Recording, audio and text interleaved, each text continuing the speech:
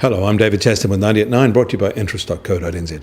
This week, get everything you need to know in 90 seconds at 9 o'clock. With news, dairy prices are holding. Today's dairy auction was a bit of a non-event as far as price signals are concerned, with the overall index unchanged from the auction 3 weeks ago.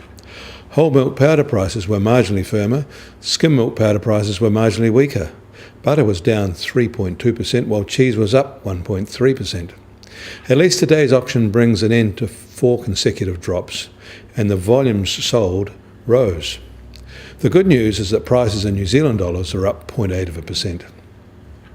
American job openings held near record highs in June amid a modest decline in hiring, pointing to further tightening in their labour market conditions, which economists hope will soon spur faster wage growth.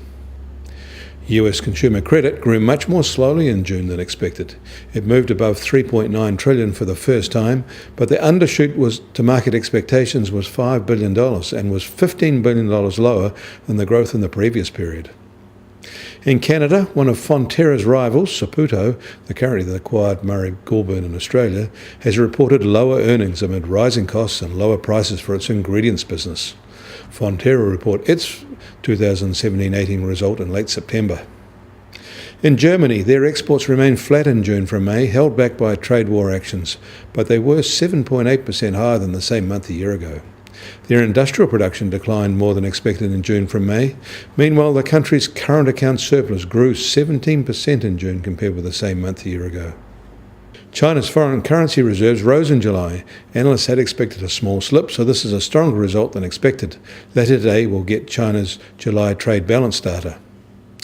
In Australia, funding has been approved to establish new intrusive regulatory teams from ASIC to go into banks looking for conflict of interest breaches. These new teams would park themselves inside a bank and conduct star chamber inquiries. Bank executives are likely to be significantly diverted from managing their business, but so far there's been no investor reaction reflected in bank share prices. The US Treasury 10-year yield is rising and is now at 2.97%. Their 2-10 curve is back up to 30 basis points. The Chinese 10-year is at 3.50%, that's up 3 basis points, while the New Zealand equivalent is now at 2.77%, that's down 3 basis points.